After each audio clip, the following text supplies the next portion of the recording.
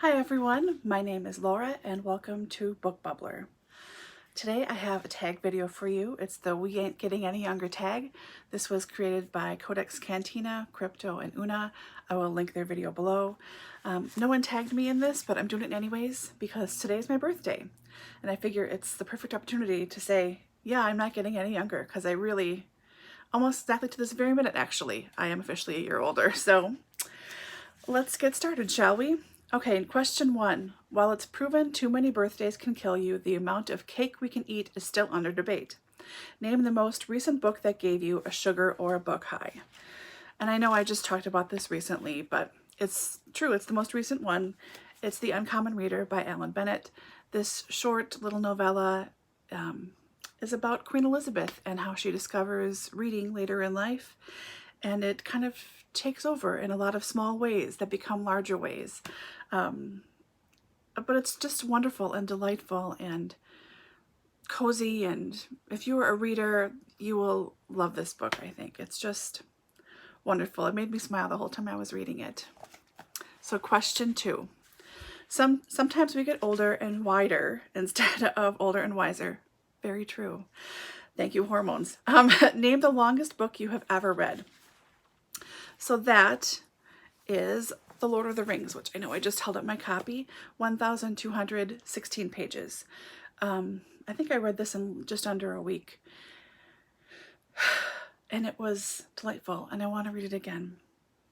My second, which I'm sure some of you might be asking, maybe not all of you, probably not, but my second biggest is Cecilia by Fanny Burney that I finished earlier this year.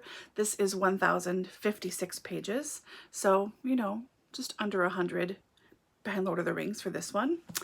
And then the third one, I don't have a copy of this. I read it in college. It's The History of Tom Jones Foundling at 1,024 pages. That one I did not like as much, but I read the whole dang thing for class, so it counts somewhere, right? Okay, number three. The best part about pictures is that they're always a younger version of you. Name a book that you enjoyed more the first time you read it than the second. So this one was harder for me to think of something to do, but Harry Potter and the Philosopher's / Sorcerer's Stone. I didn't start reading Harry Potter until the fourth book came out. I'd heard about it a little bit, but you know, I was in college and I just thought, oh, maybe I'll get around to it one day, but then it got so big so fast that I couldn't help myself. So I read all four of them in a very, very short span. And then I went back to reread probably 10 years afterwards, and I was sort of bummed by how middle grade this book was, because in my head it had seemed so much more mature than that. I realized these are children's books, at least at the start, at the beginning. They for sure are middle grade, not quite YA, you know, but I was a little bummed when I reread this. I reread it again the third time, and now I'm tempered more, you know, I know what to expect out of this time, but yeah, so this is my not so great on the second read, but still really good. And I'm sure that at some point in future I will reread the whole series again because it's Harry Potter. Okay, as you get older, you must learn to never skip a bathroom break before jumping in a car ride. Name a book that you read in very few sittings. I could answer with quite a few books. The first one that I really got into, that I really read in a very short period in my adult life, was Da Vinci Code. I read that in less than 24 hours when I was still working my corporate job. And that's the one that got me started into really reading again. But I don't want to pick that one because that was so long ago. And I very regularly now just read a book in an afternoon, and or a day or two, or, you know, whatever, depending on how I can concentrate.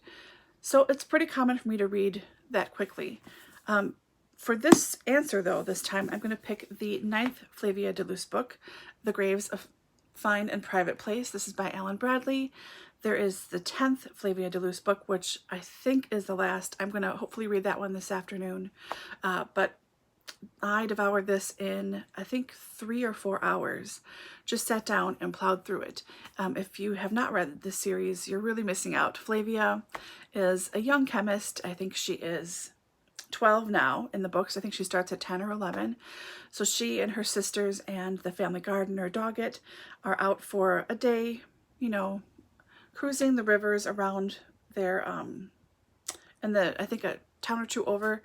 And as Flavia is, you know, lazing along with her fingers in the water, her hand touches something and she thinks, oh my gosh, I made a discovery, and pulls up a dead body. Of course she does, because it's Flavia and she's always finding dead bodies. But this was just really delightful. Nice to get outside of Bishop's Lacey and her house, and but just wonderful. It's such a good series, and I really, really, really hope he writes more. I know he's in his 80s, but please don't give up now, Mr. Bradley. They're so good. Okay, question 5. Don't let old age get you down, because it's harder to get you back up again. Name a book you had to put down and why. That would be The Education of Henry Adams by Henry Adams. This was a choice for my Contemplative Classic book group. I've been a member 15, 17 years, a long time. And we rotate picking every month a title. So it worked out. We picked 1 or 2 titles a year each, depending on who wanted to opt in or opt out of the choosing cycle. So Henry Adams, excuse me, that was not my choice. And I read, I think, most of it. No, I didn't even read half of it.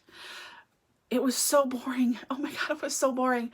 And I know it's The Education of Henry Adams, so it's about his education, but literally it was just him talking ad nauseum in big chunky paragraphs about his education. I read this in 2011, and it was just, I thought, I'll give it a try. I will try anything once, bookish wise. But it was so dry and so terrible. I just couldn't do it. Sorry, Renee. I know she's not watching, but whew, that was really a doozy. Bad.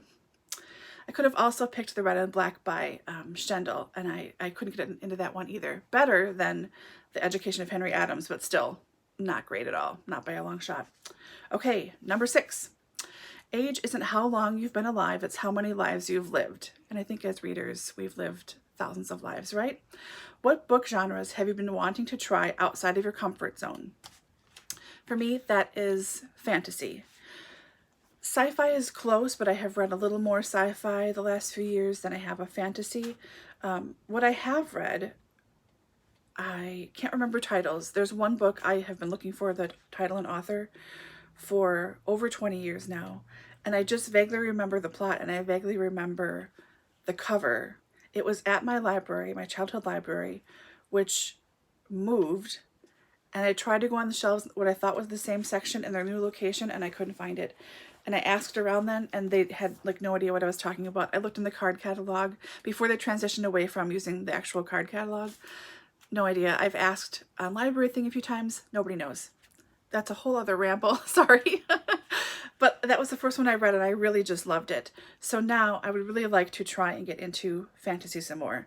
I know that Christy Lewis over at Dostoevsky in Space and a few others are doing a Storm Along for Brandon Sanderson. And I know I recently asked for recommendations that were like Lord of the Rings, and I got some fantasy recommendations there too. So I am going to see if I can get my hands on The Way of Kings, Sanderson, and see if I can join in on the read along, because I think there'll be enough people who have already read this making videos that would help me if I've got questions or I feel confused or whatever. So yeah, I'd like to get more into fantasy these days. Yeah. Okay, number 7. Life gets worse the older you get. Luckily, you don't have much left. Cheerful. Name a book that slowly turned sour for you, but you finished anyways. Were you glad you stuck it out? For me, that book is A Confederacy of Dunces by John Kennedy Toole. I am so sorry. I'm going to probably lose people left and right with this answer, but I just thought it was ridiculous and not in a fun way. Ignatius Riley, I mean, certainly a character, unique, won't forget him or his name, you know, but just no personal responsibility. And I know not everything has to be an Oprah retreat. I understand, you know, and I get that it's comical, and I get that the whole point is that he's a lost person and blah, blah, blah. But I didn't think it was interesting. I didn't think it was funny. I just was like, why Why is this so universally beloved when I can't hardly stand it at all? So I'm glad that I read it. I'm glad that I finished it, only so I can really, truly tick it off of my list and be like, no, I read this book. It's not for me, and that's fine. So yes, very glad to have that one off of my list. Okay, question number 8. Peer pressure seems to decrease as you get older. Where did all your friends go? I know. Name a book that you checked out because of peer pressure. Were you happy to have tried it? Usually peer pressure, I'm the one doing the peer pressure. It's not the other way around. But there was one instance in the not too recent past, or not too recent past, that's not what I mean. You know what I mean. Not too distant past.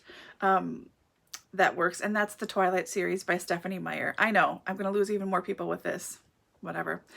My friend Annie told me about them. She'd read the first book and liked it, and I thought, oh, okay, I'll check it out eventually. And the second book came out, and she liked it even more.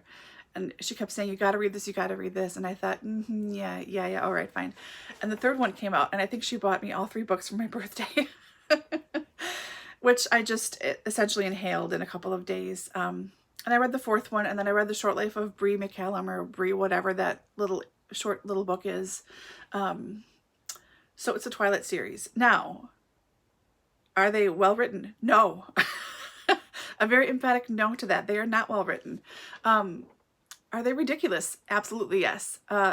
Is it totally absurd? Yes, it is. Could I stop reading? No, I could not. I really... It was really readable and so just consuming, and I couldn't turn pages fast enough. And the whole time I was reading, much like when I read the 50 Shades of Grey series, I feel the same way about poorly written, ridiculous, made me laugh out loud and roll my eyes multiple times and go, oh my God, are you serious? Like multiple times during reading both of these series, but I still just gulped them right down. So yep, I'm a basic B. What can I say? Yeah, Twilight. And oh, you bet your bottom dollar I'm going to buy Midnight Sun when it comes out too. I mean, let's just face facts, I'm going to. And I'm fine with it. You know what? I can read what I want. Okay, so question 9, friends don't let friends get older alone, tag people. This has been going around so much, and so many channels I follow have done it. The people who I would normally tag are saving it for their birthdays, which of course I saved it for my birthday too. So if you've seen this before and you want to do it, you haven't done it yet, please go ahead and do it. It's a lot of fun, and I appreciate the greeting card humor in each of the questions. And yeah, go check out Codex Cantina. They're a couple of great guys. I just recently started watching them and really like that it's the 2 of them together talking, and I like that they read a lot of classics and not just the really, really well-known ones like Wuthering Heights or Pride and Prejudice. You know, they read some, I wouldn't say obscure, but less popular titles too. I really like that. So I am off to head out and get some lunch for myself, and hopefully reading and a nap, because yeah, I'll take a nap. Absolutely. Are you kidding? Sleep is awesome. So I hope you're all doing well. I hope you're all staying safe, and I hope that you are all reading something really wonderful, and I will talk to you guys very soon. Bye.